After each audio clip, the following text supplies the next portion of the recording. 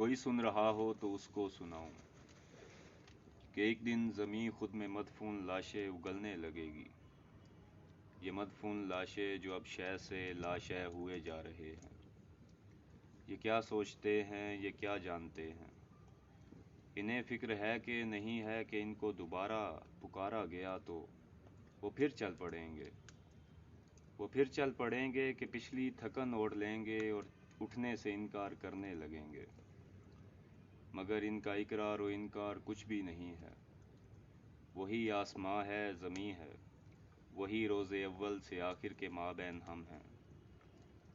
हम जो बदन के कफस में पड़े हैं, पड़े सोचते हैं कि एक दिन हमें भी ज़मीं खींच लेगी, वहाँ से हमें आसमान नोच लेगा।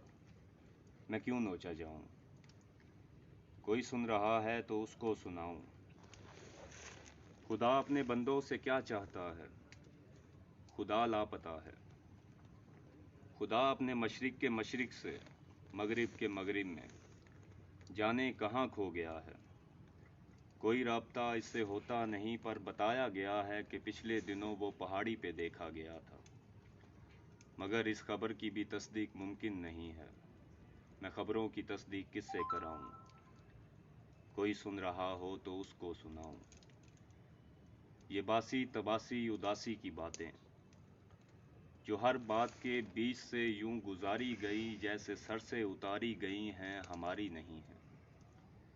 हमें इनके होने न होने से क्या है कि तुमने या मैंने ये सब कब कहा था।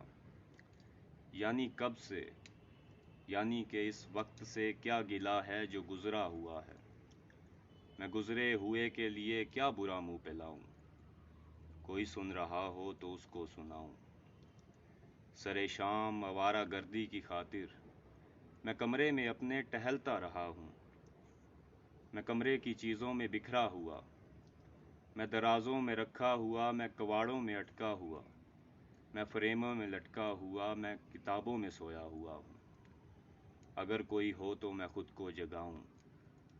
कोई सुन रहा हो तो उसको सुनाऊं। ज़मानों परे गार में सोने वालों की तादाद क्या थी। वो यकसानियत जो फलक से उतरती थी, उफ्ताद क्या थी।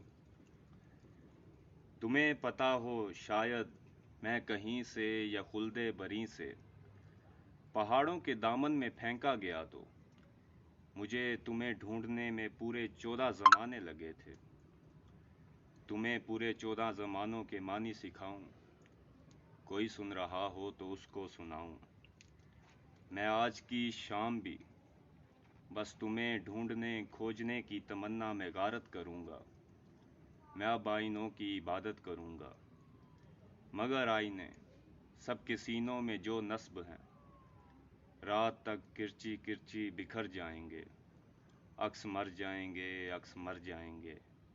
ये मैं किसको बताऊं। कोई सुन रहा हो तो उसको सुनाऊं। कोई सुन रहा हो तो उसको सुनाऊं।